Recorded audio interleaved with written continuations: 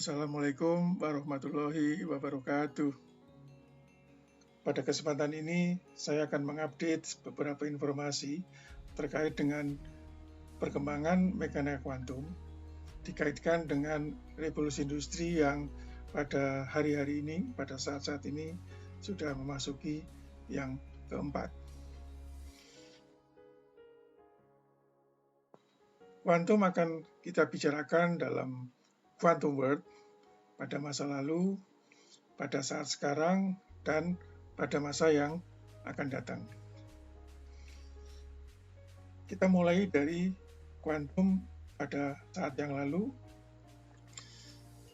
Kalau kita mulai menjelang tahun 1900, ya, tentu kita semua mengenal nama Pak Thomson, Pak Kirchhoff, Pak Stefan, dan biasanya bersambungan dengan nama Pak Boltzmann, ya, ada Pak Wien. Nah, sekelompok fisikawan ini, mereka banyak melakukan eksperimen yang akhirnya dari eksperimen itu menginspirasi lahirnya teori kuantum. Ya. Barangkali Anda yang sudah pernah belajar fisika modern atau fisika kuantum, tentu sangat tahu tokoh-tokoh yang tadi disebutkan ini dan apa saja yang mereka lakukan sehingga menghasilkan karya-karya yang sekarang kita kenal dan nikmati bersama, serta dampak-dampak teknologi yang sudah mewarnai kehidupan kita sehari-hari. Kemudian tahun 1900 ada Max Planck, ya. Ada Albert Einstein, 5 tahun kemudian, ada Ernest Rutherford, Niels Bohr, Sommerfeld, De Broglie, Heisenberg, dan terakhir Schrödinger. Tentu cerita detailnya cukup panjang kalau diuraikan kembali di sini, namun saya akan menyuplik beberapa hal Pak Einstein. Nah, Pak Einstein ini pada 1905 itu mengajukan postulat tentang efek fotolistrik. Jadi kalau tahun ini efek fotolistrik sudah berusia kira-kira 115 tahun. Ya. Nah, ini kebetulan ada anak saya, 2 anak saya, yaitu yang pertama laki dan kedua perempuan. Mereka sudah lulus dari ITS dan mereka sudah bekerja dan bahkan ada yang sudah menikah. Nah, mereka ini bidangnya jauh dari fisika, gitu ya. Tapi barangkali mereka ingin menyenangkan ayahnya sehingga kalau mereka entah kemana itu jalan-jalan selalu berfoto dengan tokoh-tokoh fisika seperti ini, ya. Sehingga kalau saya pajang begini nih seolah-olah seperti sedang liburan di rumah kakek, gitu ya. Kakek Einstein, jadi kakeknya orang fisika dan kita semua, gitu kira-kira. Kemudian kalau kita beralih ke yang terakhir ini, Erwin Schrödinger, 1926. Jadi pada tahun 2016, ya, teori kuantum Pak Schrödinger itu berusia 90 tahun. Dan ini di awal tahun 2017, yaitu bulan Januari, di Nanyang Technological University di Singapura, itu diadakan sebuah conference untuk memperingati 19 tahun mekanika kuantum. Dan di antara dosen fisika juga beberapa hadir di sini. Jadi kalau kita ditanya apakah itu mekanika kuantum, what is the quantum mechanics? Di sini ada 5 hal, ya, gagasan pokok yang mencirikan teori kuantum itu. Yang pertama, yaitu bahwa energi itu tidak kontinu, ya, tetapi dalam paket kecil yang diskrit. Ya. Jadi paketnya diskrit, tidak kontinu. Yang kedua, partikel elementer berperilaku baik sebagai partikel maupun sebagai gelombang. Nah, teori ini tentu kita ingat bahwa pada fisika klasik, partikel ya partikel, seperti elektron, kelereng menembuk dinding, ya, dan yang lain-lain, benda-benda yang lain. Dan gelombang adalah gelombang, gitu ya. Gelombang permukaan air, gelombang bunyi, gelombang elektromagnetik.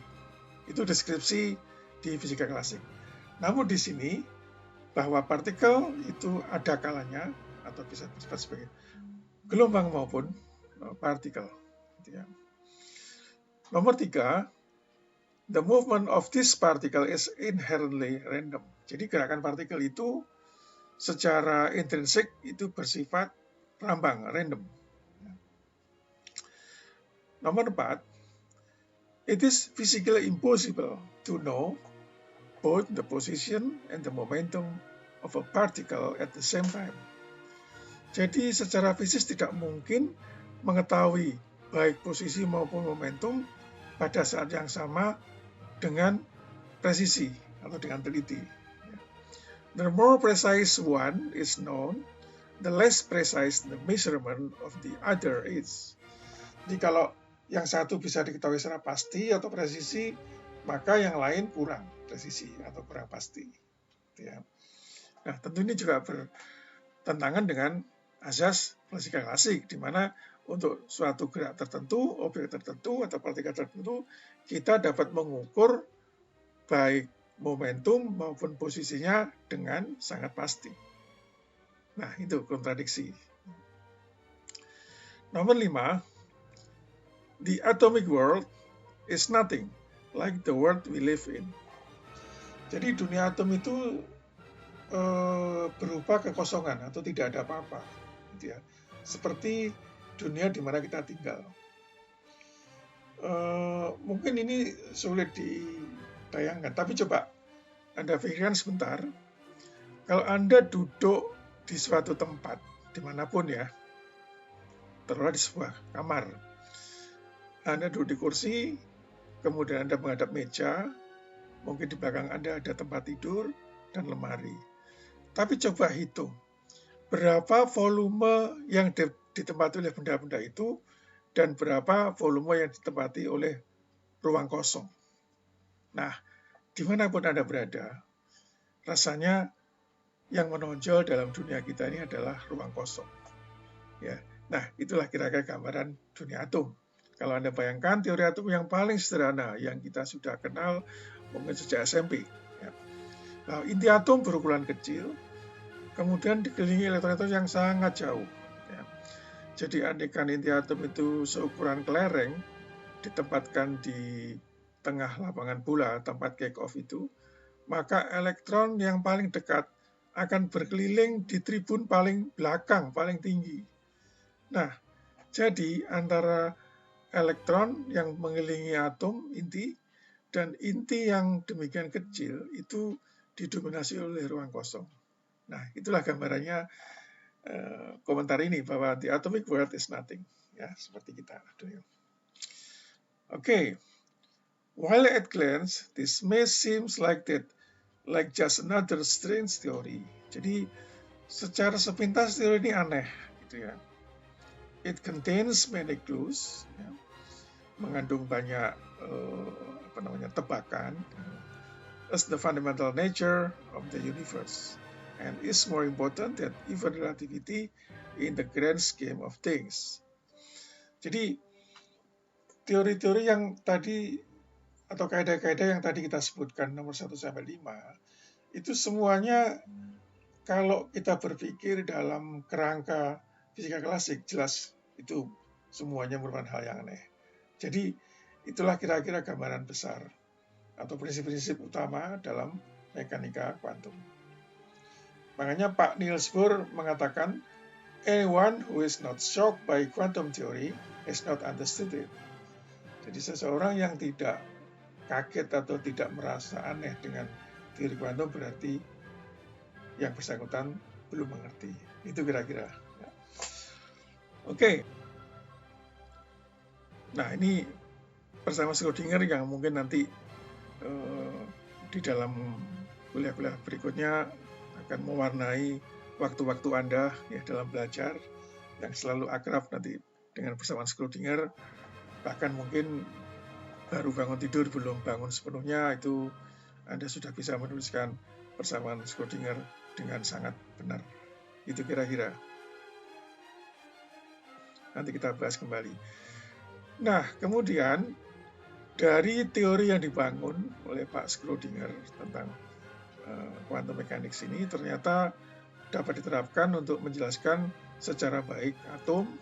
Ya, saya kira kita tidak usah mengulang saja, yaitu bahwa atom dengan energi diskrit ya, yang dicirikan oleh bilangan kuantum utama n dan energinya bergantung dengan n yang sebanding dengan minus n0 per n kuadrat. Jadi artinya makin n-nya makin besar, energinya makin besar. Gitu ya. Dulu di pelajaran kimia di SMA atau di kimia dasar, Anda mengenal ada orbital atom, ada S, P, D, F, G, H, I, dan seterusnya gitu ya. Tapi mungkin sampai D saja atau sampai F sudah habis atom-atom itu belum ditemukan atau dibuat orang. Nah, di sini kita mengenal sebagai contoh saja orbital S satu macam gitu ya. Ada P, ada PX, PY, PZ gitu. Ada dua loop yang berdampingan. Kalau PX ya ke arah X, PY ke arah Y, dan PZ ke atas bawah biasanya gitu. Kemudian D ada 5, antara lain dx kuadrat minus y kuadrat. Ya, bentuknya seperti itu. Nah, dengan gambaran orbital seperti ini, yang notabene sebetulnya mereka ini merepresentasikan keadaan elektron ya, di dalam distribusinya di luar inti atom atau mengelilingi inti untuk membangun sebuah atom. Maka gambaran kita pada atom yang berbentuk bulat itu hanya jika kulit terluarnya es, ya, atomnya bulat. Itu berarti logam-logam, kalau Anda bayangkan sistem periodik itu adalah logam alkali, ya, golongan 1A, dan logam alkali tanah, golongan 2A. Itu yang orbitalnya terluar kulit es. Berarti bentuk atomnya bulat. Nah, bagaimana dengan atom-atom yang orbital terluarnya P? Misalnya golongan 3A sampai 8A. Gitu ya. Atau justru yang orbital terluarnya D. Misalnya logam transisi, seperti nikel, tembaga, besi, kobalt, dan seterusnya, itu orbital terluarnya adalah D. Sehingga kita tidak lagi bisa membayangkan bentuk atom itu bulat, lalu elektron mengelilingi dalam kulit bola. Nah, gambaran seperti itu sekarang sudah sulit diterapkan. Gitu ya. Nah, jadi bagaimana sesungguhnya dengan teori atom, teori kuantum ini untuk orbital atom? Ya, atom itu memang memiliki elektron, dan orbital-orbital ini sesungguhnya menyatakan fungsi distribusi elektron. Artinya kebolehjadian menemukan elektron di sekitar inti atom yang bentuknya dicerminkan oleh orbital S, P, D, F, dan seterusnya. Itu yang diperoleh oleh teori kuantum dari penjelasan tentang atom. Nah, jadi sekarang dengan penjelasan yang sama tadi, maka orang dapat mengelompokkan seluruh unsur alam dan buatan gitu ya, ke dalam satu tabel yang di sana lengkap menyatakan semua atribut tentang masing-masing unsur, kedekatan dan kemiripan sifat pada satu golongan, pada satu periode, dan seterusnya. Jadi kini kita menikmati tabel ini. Jadi kalau perlu malah Anda hanya cukup dengan tabel ini bisa menjelaskan unsur seluruh alam. Ya, tentu ada trik-trik dan ada investasi tertentu nanti untuk bisa menjelaskan atau memberikan penjelasan seperti ini. Nah, jadi yang unsur alam itu hanya 92, sedangkan ini terakhir sampai 118. Jadi sisanya adalah unsur buatan. Dan unsur buatan itu jangan dibayangkan seperti unsur natrium, besi, aluminium yang stabil dalam baik dalam udara maupun lamanya dia berada gitu ya. Tapi unsur-unsur ini bisa saja dalam mode usianya itu detik, mikrodetik, ya, dan lebih kecil atau lebih singkat lagi. Nah, tentu Anda bertanya, bagaimana caranya untuk tahu kok usianya hanya sekian mikrodetik, tetapi unsurnya dapat diidentifikasi. Nah, tentu itu ada caranya. Dan tentu kita tidak akan membahas di sini, karena itu mungkin terlalu panjang. Gitu ya. Nah, saya hanya ingin menunjukkan, ini unsur nihonium. Ya, nihon itu dalam bahasa Jepang artinya Jepen. Jadi ditemukan oleh Jepang, ditemukan di lab siklotron yang ada di Jepang. Ya. Makanya namanya adalah nihonium. Nomornya 113, dan unsur ini hanya bertahan dalam mungkin dalam mikro atau milidetik, gitu ya, mikro atau milidetik. Dan kita lihat di sana konfigurasinya seperti itu. Nah, kebetulan sempat berkunjung ke siklotron, di mana kira-kira beberapa tahun yang lalu unsur ini ditemukan, sehingga sekarang di pintu gerbang tempat riset institut ini berada, itu diberi simbol NH atau nihonium. Nah, ini saya sempat mengambil foto di situ. Oke, di sini ada tulisan RIKEN. Disinilah kira-kira institut mungkin semacam LIPI ya kalau di Indonesia ya. RIKEN ini LIPI-nya Jepang gitu, dan salah satu siklotron yang ukurannya sekian puluh meter ini diameternya itu ada di pinggiran kota Tokyo, masuk dalam daerah yang disebut Saitama. Oke, itu mungkin salah satu contoh unsur buatan. Nah, kini kita setelah tadi atom, ya, kemudian atom-atom tentu tidak pernah berdiri sendiri di alam ini. Dia selalu membentuk senyawa, membentuk cairan, gas, atau padatan. Nah, ini salah satu contoh kristal silikon yang biasanya dipakai untuk bahan semikonduktor. Itu bisa difoto, jadi semacam fast foto di KTP gitu ya. Ini satu atom silikon. Kalau ini kristalnya, masing-masing bulatan ini menunjukkan satu atom. Dan kalau di close up dalam gambar berukuran 7x7 angstrom persegi, itu gambarnya cuma seperti ini. Ya, seperti ini. Nah, sesungguhnya ya inilah gambar atom atau potret atom. Jadi kita bertanya, sesungguhnya atom itu apa? Nah, disitulah baru tadi kita menyadari bahwa atom, dunia atomik itu tidak lain adalah sebuah kekosongan. The atomic world is nothing. Jadi yang tampak di foto ini apa, lalu ada yang terang, ada agak gelap dan sebagainya. Ya, kalau kita berkaca pada cara bagaimana difoto, ya, ini menggunakan AFM, image. Jadi atomic force microscope. Jadi mikroskop yang cara kerjanya itu berdasarkan pada gaya antar atom. Nah, jadi ada sebuah sensor, mungkin hanya beberapa atom di ujungnya, itu berinteraksi dengan elektron-elektron yang ada di permukaan atom silikon. Ya. Nah, disitulah mungkin dalam pengambilan gambar menggunakan AFM, ya, itu interaksi antara ujung sensor dari mikroskop berinteraksi dengan elektron pada atom silikon.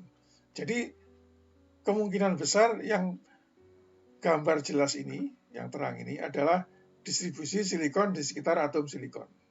Distribusi elektron di sekitar atom silikon. Jadi ini tidak lain adalah distribusi distribusi atom silikon. Dan kita tahu silikon itu kulit terluarnya adalah P, orbital P, yang bersama orbital S membentuk hibridisasi. Ya, jadi seperti itu kira-kira, bahwa atom bisa dipotret, tapi sesungguhnya kita juga bertanya, apa yang dipotret? Karena atom hanya pengertiannya seperti itu, sehingga tidak lain yang dipotret hanyalah distribusi muatan. Dalam hal ini muatan elektron. Bagaimana dengan muatan inti? Ya tentu karena letaknya jauh di dalam, sehingga interaksi dengan sensornya mikroskop tidak terjadi. Sehingga yang terjadi adalah interaksi antara sensor mikroskop dan muatan atom, ya dalam hal ini elektron yang ada di sekitar atom. Jadi itulah kira-kira gambar bagaimana dibuat dan itulah informasi yang diperoleh. Molekul saya kira nanti kita akan sedikit belajar gitu ya, dan mungkin Anda juga sudah tahu misalnya Na dan Cl. Na ini dia kalau melepaskan satu elektron maka akan terbentuklah valensinya itu keadaan stabil. Jadi dia cenderung membentuk ion Na plus 1. Sedangkan Cl ini di kulit terluar ada 7 elektron. Jadi kalau menerima 1, 8 menjadi stabil. Jadi membentuk Cl minus. Nah, jadi Na plus dan Cl minus tarik-menarik terjadi ikatan ionik membentuk NaCl. Demikian juga terjadi nanti pada kristal NaCl atau kristal garam. Nah, ini penjelasan kuantum untuk molekul.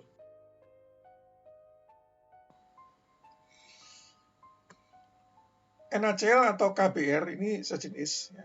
Kalau kita lihat Na dan K itu pada satu golongan, jadi K plus 1, kalium.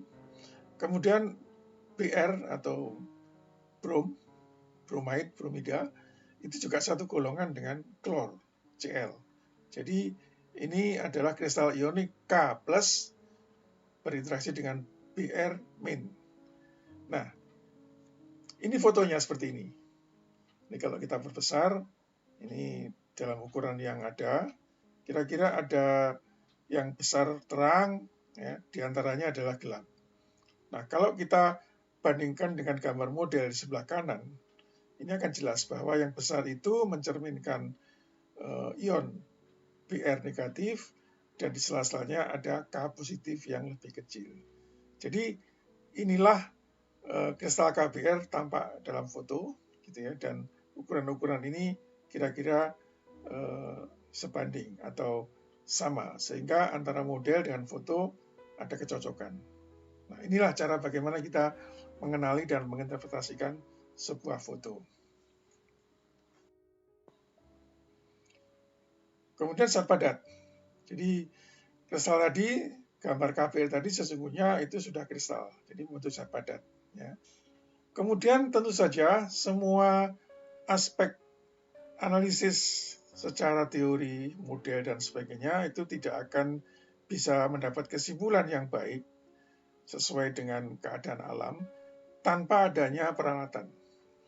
Nah, peralatan-peralatan yang disebut spektroskopi ini sungguh alat yang ampuh gitu ya untuk mempelajari struktur mulai dari atom, molekul maupun solid state, zat padat. Nah, secara mudah peralatan ini atau spektroskopi ini dapat diurutkan berdasarkan panjang gelombang dalam medan dalam gelombang elektromagnet. Misalnya ini dalam frekuensi radio itu ada alat yang namanya NMR, ESR, Nuclear Magnetic Resonance, ada elektron spin resonance. Mungkin nanti dalam kuliah-kuliah lain bagi Anda yang ingin menekuni bidang material, itu akan mengenal lebih jauh tentang alat-alat ini. Kemudian microwave spektroskopi itu sesuai dengan gejala fisik adalah molecular rotation, putaran molekul. Kemudian inframerah jauh, ini untuk sama, masih rotasi molekul, tetapi mungkin molekulnya berbeda antara dalam daerah microwave dan daerah far infrared. Gitu ya. Kemudian near infrared, infrared dekat. Ini berhubungan dengan kalau ini rotasi, sekarang vibrasi, getaran. Ya, tadi putaran, sekarang getaran. Kemudian pada daerah cahaya tampak cukup banyak. Bisa dilihat ada celah pita energi, gap state. Ya. Kemudian defect structure, struktur cacat dari material, gitu ya. Lalu UV vis, ini ada struktur elektronik. Ya. Lalu X-ray fluorescence, ini spektra atomik, jadi kita bisa mempelajari susunan elektron-elektron di kulit-kulit yang lebih dalam. Kemudian gamma ray, sinar gamma. Ini berhubungan dengan gejala di inti, tidak lagi di atom tapi di inti atom. Ya. Ada nukleon yang terdiri dari proton dan neutron, kemudian ada sinar beta, gamma, dan sebagainya. Itu masuk dalam kategori spektroskopi ini, gamma, sinar gamma. Itu kira-kira alat-alat yang secara garis besar telah membantu perkembangan dunia fisika dan aplikasinya itu tentu saja tidak hanya membangun teorinya tapi juga alatnya supaya kajiannya bisa lebih mengarah dan ada bukti eksperimen yang kuat untuk mendukung teori yang ada. Oke, kalau itu tadi cerita tentang kuantum di masa lalu. Nah, di masa kini kira-kira apa yang bisa kita rasakan dengan teori kuantum ini? Nah, ini contoh juga bahan-bahan terkini yang mungkin masih belum ada di pasaran gitu ya, tapi sudah ada prototipe, tapi mungkin masih menunggu waktu untuk bisa sampai kepada bahan-bahannya ada di pasaran. Ini misalnya superkonduktor suhu tinggi. Jadi ciri utama superkonduktor itu dia bisa menghantarkan arus tanpa hambatan. Nah, bisa dibayangkan kalau listrik jarak jauh mulai dari daerah Paiton di dekat situ Bondo sana disalurkan ke Surabaya, ya, berapa loss power, daya hilang sepanjang jaringan. Karena kawat-kawat ini kan punya hambatan. Nah, bayangkan kalau kawat ini diganti superkonduktor, jadi hambatannya nol. Maka mungkin listrik PLN kita akan lebih murah. Karena selama ini daya hilang lewat transmisi itu dibebankan pada konsumen, gitu ya. Itu cita-cita kita paling, cita-cita semua orang. Tapi masalahnya kabel yang seperti ini, superkonduktor ini masih belum bisa pada suhu ruang. Ini perlu didinginkan sampai kira-kira 100 Kelvin atau kira-kira minus berapa itu? 80 Kelvin, minus 80 derajat. Jadi masih sulit ya. Nah, tentu kita berharap suatu saat nanti ada superkonduktor suhu ruang, maka seluruh kawat-kawat yang konduktor biasa ini akan diganti dengan superkonduktor, sehingga daya hilang akan lebih kecil dan efisiensinya untuk hantaran listrik atau transmisi daya jarak jauh itu menjadi jauh lebih efisien. Itu harapan kita ke depan.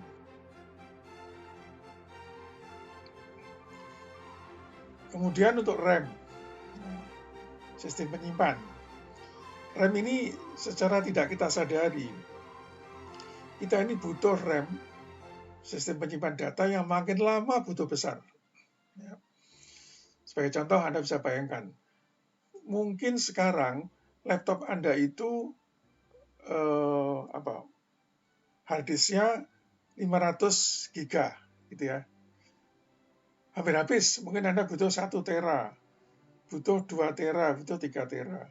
Akhirnya lama-lama, kalau kita sering-sering beli laptop, wah repot, gitu ya. Sehingga kita perlu misalnya menyewa drive, bisa Google Drive, bisa OneDrive-nya ITS, dan sebagainya untuk menyimpan data. Nah, Anda bayangkan, penyimpanan data yang segitu banyak itu dari mana secara elektronik? Yaitu dari pengembangan ini. Jadi, ada RAM-RAM yang dikembangkan dari electronic devices seperti itu. Jadi, bagaimanapun kita butuh bahan baru yang kapasitas penyimpanannya lebih besar. Gitu ya. Nah, ini kita seringkali tidak membayangkan sejauh itu. Pokoknya kalau kita pengen remnya ditambah, tinggal beli dan dipasang. Kalau mungkin mahal beli hardware-nya, ya kita menyewa penyimpan-penyimpan yang ditawarkan dengan berbayar. Itu kira-kira ya. Tapi sesungguhnya kalau mau ditelusuri teknologinya, mau tidak mau kita harus berawal dari sebuah pekerjaan seperti ini.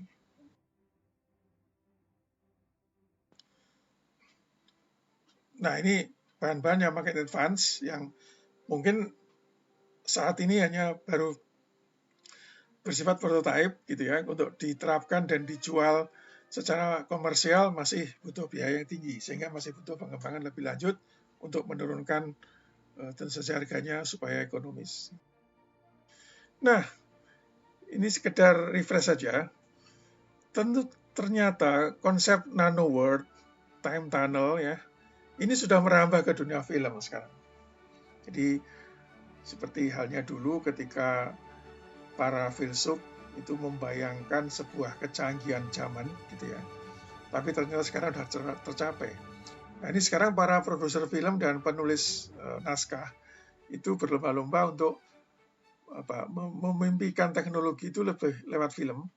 Jadi mereka itu juga butuh konsultan seorang ahli, meskipun mungkin secara fisikanya benar, tapi mungkin ada hal-hal yang masih sifatnya futuristik yang saat ini belum bisa kita capai secara teknologi gitu ya. Misalnya kalau nano saya kira udah nggak masalah dunia nano, tapi bahwa ada terowongan waktu ini yang kita masih belum ada di dunia nyata. Tapi di film ini Ant-Man ini sudah diadopsi untuk bagaimana Ant-Man bisa kecil lewat terowongan waktu dan menolong ibu mertuanya dan sebagainya gitu ya. Jadi bagi Anda yang suka nonton film time tunnel ini, maka lahirlah Avenger Endgame. Ya ini juga semuanya time tunnel atau mesin kuantum pada dasarnya, sehingga mereka itu bisa mengulang kejadian yang sama tapi dibuat caranya berbeda gitu. Jadi bagaimana mereka mengalahkan Thanos ya musuhnya itu lewat time tunnel. Ya memang masih angan-angan, tapi sebetulnya bukan tidak mungkin suatu hari nanti gitu ya, secara teknologi. Nah ini juga sudah ada namanya pedang foton ya. Kemudian pesawatnya itu kalau di film Star Wars itu bisa berjalan atau terbang dengan kecepatan cahaya. Nah, yang menarik di sini ada 3 tokoh ini ya. Kalau nggak salah ini si Ren sebelah kiri, kemudian si Luke yang tengah, dan si Rey sebelah kanan ya. Coba kalau kita sebagai seorang yang berpengetahuan fisika, kira-kira dari warna pedang mana yang paling kuat? Nah, ini menarik kan. Kalau Anda bayangkan spektrum, ya, dari merah, hijau, biru itu frekuensinya meningkat, ya kan? Sehingga kalau dalam konsep energi paket seperti postulat Max Planck bahwa E sama dengan H kali frekuensi. Nah, berarti energi yang paling besar adalah frekuensi yang berwarna biru. Nah, makanya pedangnya si Rey itu bisa mengalahkan pedangnya si Ren. Biru mengalahkan merah. Ya. Oke, itu analisis fisika saja, saya kira. Di filmnya bisa lain. Ya. Ada juga konsep yang lebih berhubungan dengan teori relativitas. Misalnya ada black hole, ada lubang cacing, ada dilatasi waktu. Kemudian ada dimensi kelima. Lah ini menarik, ini dimensi kelima ya. Kita kan punya 4 dimensi. 3 dimensi adalah ruang dan 1 dimensi waktu. Nah, dimensi kelima ini bagaimana? Ini kalau di fisika teori dipelajari. Nah, di film Interstellar itu diceritakan. Ya, meskipun dengan gaya futuristik yang jelas, karena memang kita sulit membayangkan hal itu, dan teknologi kita masih belum bisa mencapai kecepatan cahaya. Itu kira-kira ya. Oke, masih ada lagi film yang memasukkan unsur jaringan internet, ada software di situ, kekuatan nanoteknologi, artificial intelligence dalam film Transcendence ya, yang dibintangi oleh Johnny Depp ini. Ini menarik, konsep-konsep ini digarap sedemikian rupa sehingga menimbulkan sesuatu yang tidak terbayangkan. Nah, yang ini justru reaktor yang belum pernah terjadi di bumi, belum bisa dilaksanakan, yaitu reaktor fusi. Dan reaktor fusi itu hanya ada di matahari. Ya. Tapi di film ini, Spider-Man 2 ini, profesor yang sebelah kanan tuh yang punya tangan bionik itu bisa mewujudkan reaksi fusi. Ya tentu ini khayalan, tapi setidaknya tidak lepas dari hal-hal yang sifatnya saintifik.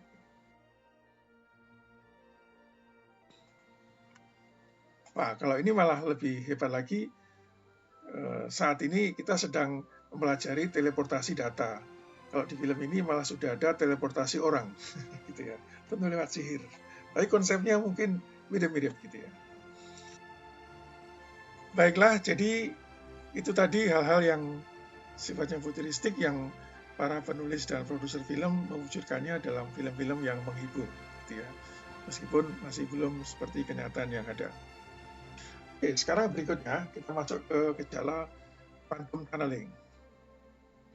Nah, ini gejala yang juga tidak dikenal di dalam fisika klasik. Ya. Jadi Anda bisa membawa batu dari kiri ke kanan melewati gunung, bukit, maka satu-satunya adalah dengan cara membawa naik, kemudian diturunkan, lalu batunya menggelinding. Tapi kalau itu batunya diganti dengan partikel, dan bukitnya itu diganti dengan potensial penghalang, maka secara kuantum itu bisa terjadi efek terobosan partikel menembus barrier potensial sekalipun energinya lebih rendah. Seperti itu. Jadi ibarat batu ini, batunya bisa nerobos masuk terowongan dan keluar sebelah kanan. Itulah yang disebut quantum tunneling. Ya.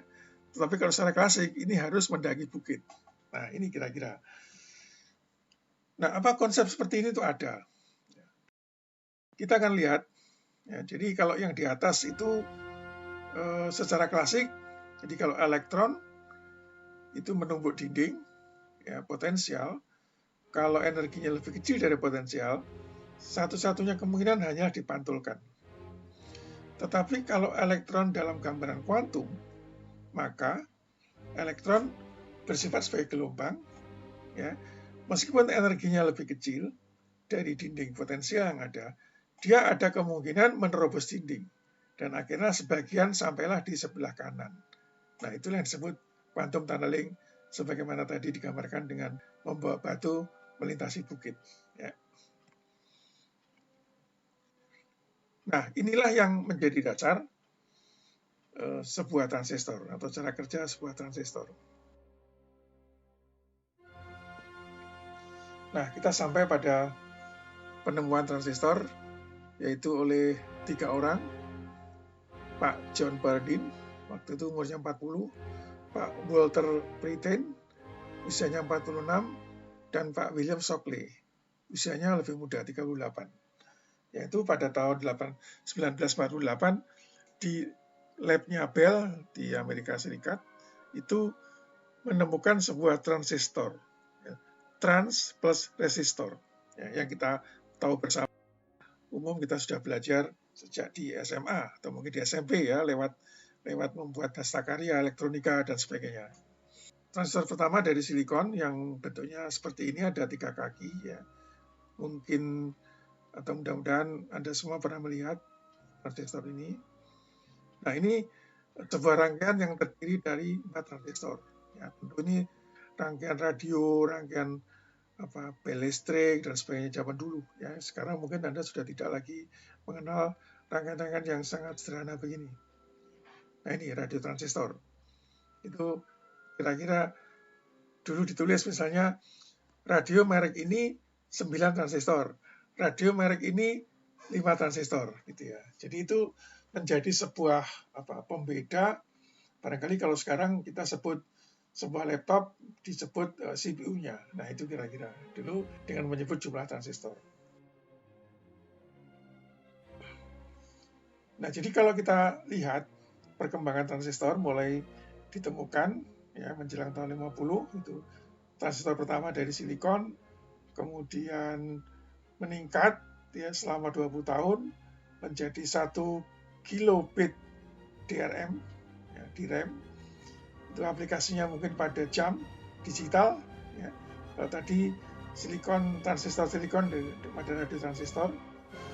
Kemudian 20 tahun kemudian ada meningkat dari 1 kilobit menjadi 64 kilobit. Ya. Dan zaman itu keluar video game, mungkin tahun 90-an, saya nggak tahu apakah Anda sudah mengenal atau pernah mendengar ada PlayStation dan sebagainya. Nah itu zaman itu. Ya. Kemudian tahun 2000 itu sudah 1 giga, itu sudah mulai ada PC, ya, personal computer. Kemudian 10 tahun kemudian muncul mobile phone dan sekarang smartphone. Nah, jadi berapa lama itu? Sekitar 60 tahun, 70 tahun, ya, 70 tahun perkembangannya demikian pesat. Nah, kalau kita kembali menengok sebentar saja, kenapa transistor yang 3 kaki tadi dan bentuknya kira-kira seukuran jagung, ya, satu butir jagung dengan 3 kaki, Anda bisa bayangkan, itu kok sekarang bisa menjadi sekian miliar transistor dalam satu ukurannya kecil. Nah, ini tidak lepas dari apa yang disebut dengan teknologi FET atau FET, Field Effect Transistor. Ya. Dengan teknologi Field Effect Transistor, dibanding transistor bipolar pada gambar sebelah kiri ini, maka di sini desainnya ini bisa lebih leluasa untuk bisa mengecilkan ukuran atau miniaturization sehingga nanti ukurannya bisa sampai orde beberapa nano.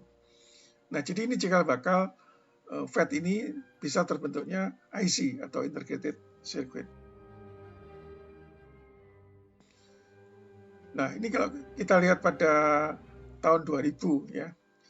Di sini ada complementary metal oxide semiconductors technology. Ini adalah CPU-nya Intel Pentium 4. Ini Pentium 4. Ya, jadi ini satu transistor itu ukurannya 130 nanometer. Jadi 130 kali 10 pangkat minus 9 meter. Ya. 1 nano kira-kira 1000 mikron. Nah, kita lihat di sini.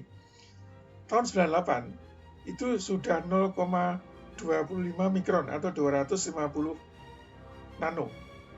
Kemudian turun, artinya lebih kecil, menjadi 130. 2010 sudah 70 nano. Sekarang sudah 15 nano, nanti kita lihat.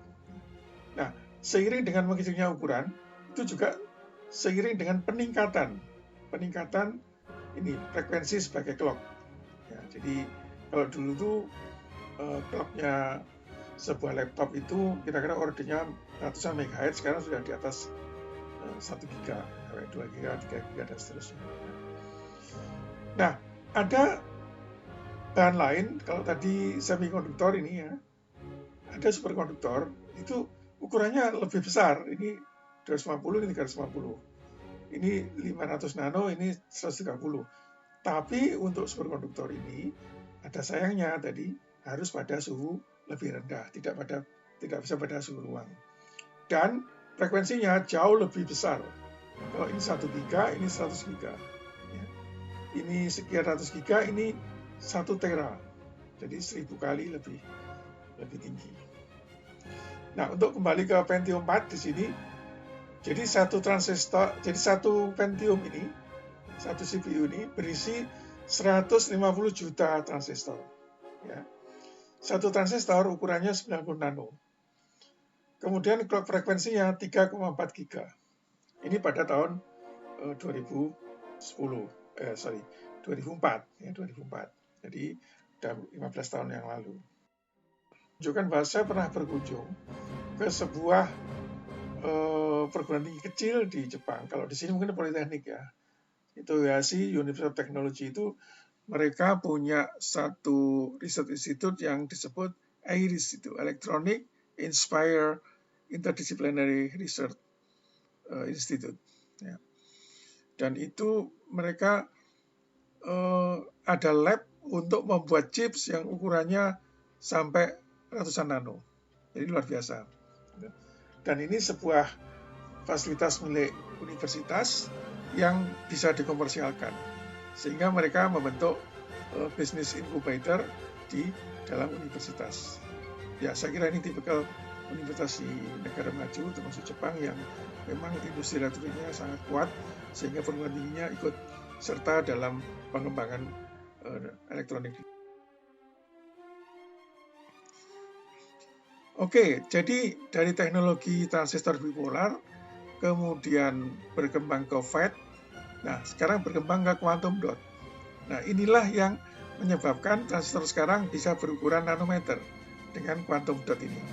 Ya, quantum dot ini ya dot-dot atau titik-titik seukuran sekian nano, ya, yang satu titik ini bisa menjadi atau berfungsi sebagai satu transistor.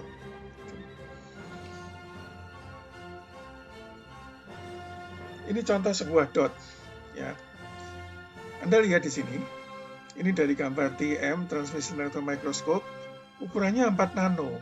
Jadi diameternya ini cuma 4 nano. Ini ada bulatan kecil ini satu dot. Ya.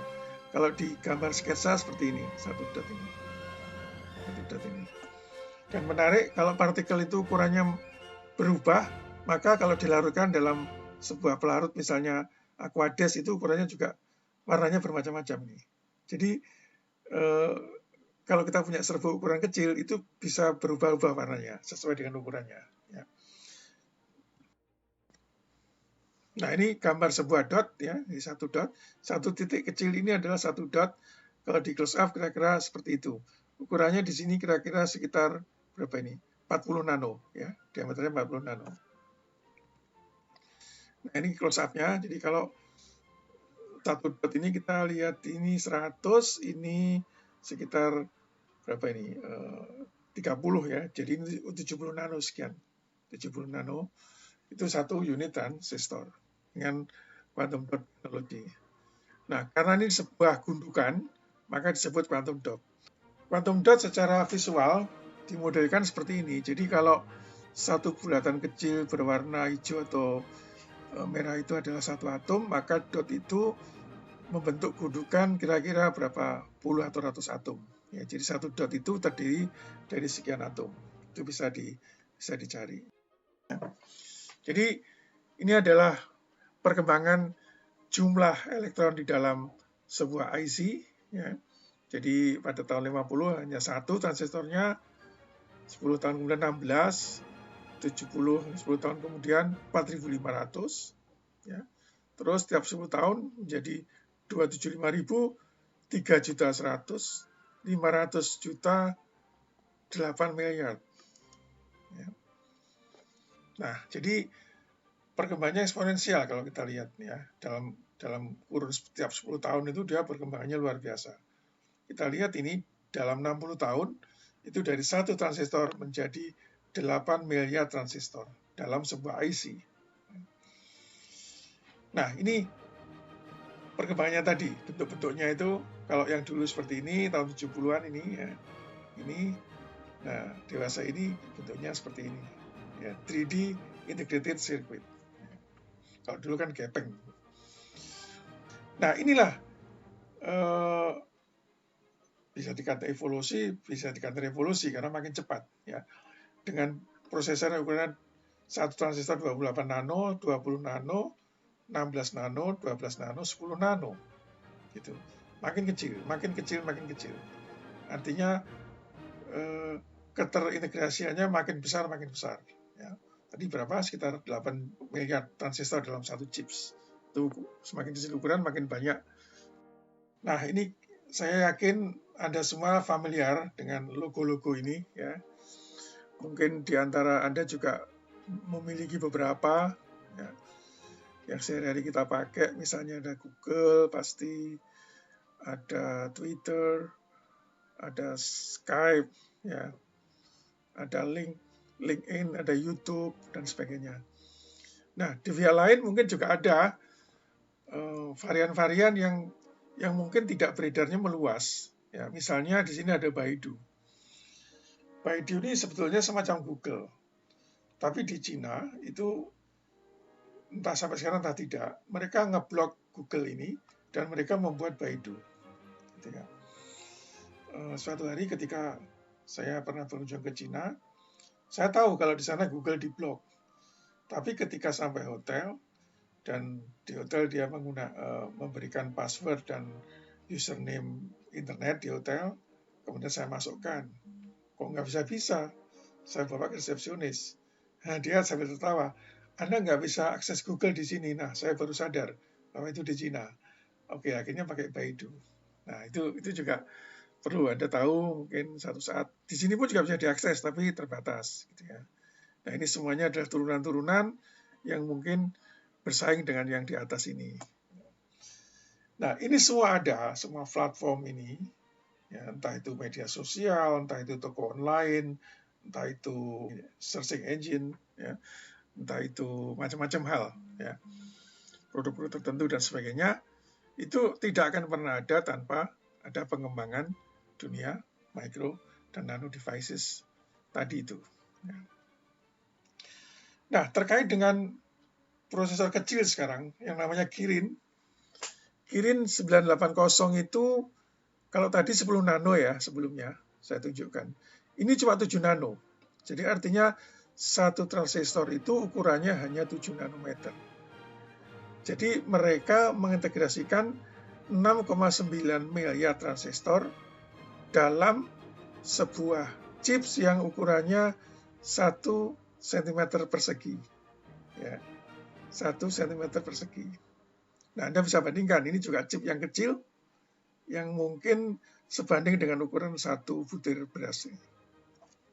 Nah, inilah yang memungkinkan sekarang kita bisa memiliki semua devices, ya, alat-alat sehari-hari yang ukurannya tidak terbayangkan beberapa tahun yang lalu, bahwa semuanya kecil-kecil.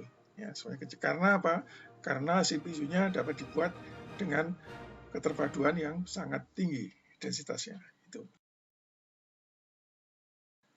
Oke, jadi inilah kondisi sekarang, ya, dalam pengembangan bidang komputer, bidang IT, bidang electronic devices, dan sebagainya. Jadi kecepatan itu sangat bergantung pada bahan yang dipakai. Jadi umumnya sekarang itu gallium arsenide, gitu ya.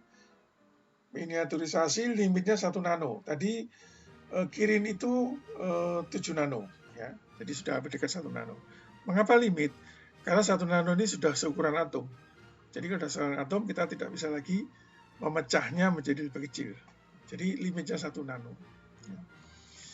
Nah, selama ini semua rangkaian dan bahan-bahan yang berbasis elektronika digital itu logikanya akan menggunakan 0 dan 1. Ya. 0 itu adalah off, tidak ada arus, dan 1 itu on, ada arus. Jadi mati dan nyala itu hubungannya dengan angka 0 dan angka 1. Nah, ini yang kita sebut sebagai bit konvensional. Nah, jadi pertanyaannya, kalau 1, 2, 3 tahun ke depan, paling lama mungkin 5 tahun, transistor itu sudah mencapai 1 nano.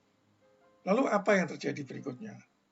Apakah dunia ini akan berhenti karena teknologi sudah pada limitnya? Peran quantum mechanics di masa mendatang. Ya, jadi terakhir ini dalam quantum world in future. Apa itu? Nah, sebelumnya kita tengok beberapa Nobel Prize winner di bidang fisika, yaitu Albert Fert. Ini Bapak ini menemukan ini. Jadi from the spin of the electron to our computer telephone and telephone. Jadi sebetulnya dunia elektronik sekarang ini itu hanya mengandalkan muatan elektron, ya. Sementara elektron itu tadi selain punya muatan, dia juga punya spin. Nah, spinnya itu belum dipakai atau belum dimanfaatkan. Nah, kelompok riset Pak Albert Fert itu berusaha menggunakan selain muatan juga spin elektron. Makanya judulnya From the Spin of Electron to Our Computer and Telephone. Nah, ini juga pemenang Nobel tahun 2013, David Wineland. Beliau menemukan bahwa komputer kuantum itu dapat menggunakan ion yang terjebak. Jadi ionnya itu bisa menghasilkan sistem dua keadaan seperti logika 0 dan logika 1.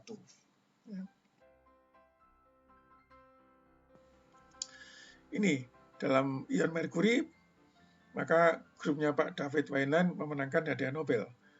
Karena ion Hg+ ini bisa berperilaku sebagai logika dalam digital electronics, ya, menggantikan nyala dan mati seperti halnya pada rangkaian elektronik yang biasa. Nah, jadi kuncinya adalah quantum bit. Jadi kalau dulu konvensional bit itu keadaan 0 mati dan keadaan 1 itu hidup. Ya, sekarang quantum bit ini diganti dengan quantum system. Ya, misalnya spin setengah itu bisa spin up ya keadaan 0 atau spin down keadaan 1. Bisa juga foton terpolarisasi, polarisasi kanan, polarisasi kiri. Gitu. Ion bisa punya spin dia up atau down. Kemudian flux magnetik menunjukkan utara atau menunjukkan selatan. Nah, ini semuanya bisa menjadi quantum system ya yang mencerminkan adanya bit. Nah, sebagai ilustrasi, kalau kita punya 2 bit ya, dalam satunya bisa 0 atau 1, yang lain juga bisa 0 atau 1. Maka dari 2 bit itu kita hanya dapat membangun keadaan 00, 01, 10 dan 11. Jadi berarti dari 2 bit konvensional kita bisa membentuk 4 keadaan. Nah, sekarang secara kuantum kita lihat kalau kita menyatakan quantum system dengan C ini ya, dengan chi ini keadaan 0, ini keadaan 1. Maka A dan B ini pilihannya tak terbatas untuk menghasilkan A kuadrat ditambah B kuadrat sama dengan 1. Nah, jadi kalau 2 bit konvensional itu hanya menghasilkan 4 keadaan. Kalau quantum bit, 2 bit ini bisa menghasilkan tak berhingga keadaan. Jadi Anda bisa memilih A dan B terserah berapapun, asal syaratnya A kuadrat ditambah B kuadrat sama dengan 1. Nah, dari situ saja quantum bit ini sudah menjanjikan sebuah keleluasaan perhitungan yang jauh lebih besar daripada kita menggunakan konvensional bit elektronik 0 dan 1 atau mati dan nyala. Itulah kira-kira gambaran kuantum ke depan. Ya, meskipun sekarang orang sudah menghasilkan prototipe, tapi belum ada satupun yang seperti komputer kita yang punya ergonomics yang bagus, misalnya ukurannya kecil, dapat diteng kemana-mana, dan sebagainya. Nah, nanti kalau itu zaman itu sudah berlalu dan digantikan dengan quantum computer, dengan quantum information, quantum teleportation ini, maka itulah peranan kuantum di saat yang akan datang. Dan kalau itu terjadi, mestinya harus berupa solid state technology, gitu ya. Nah, ini sebuah namanya Rapid Single Flux Quantum atau RSFQ. Ini gantinya transistor dalam quantum electronics. Ya. Oke, beberapa tahun lalu saya juga pernah bekerja di sebuah lab yang bekerja di quantum electronics ini, yaitu Mesa Plus Institute for Nanotechnology di University of Twente di bagian timur negara Belanda, berbatasan dengan Jerman. Ya, selama beberapa tahun saya terlibat dalam riset itu, terutama secara eksperimen, karena di sini pusat yang cukup bagus di Belanda untuk thin film technology. Ini contohnya, jadi satu devices itu bisa dibuat secara cermat dan teliti, itu lapisan-lapisan yang coba Anda lihat ini 150 nano, ya 30 nano, bahkan ini cuma 8 nano, ini 16 nano, dan seterusnya.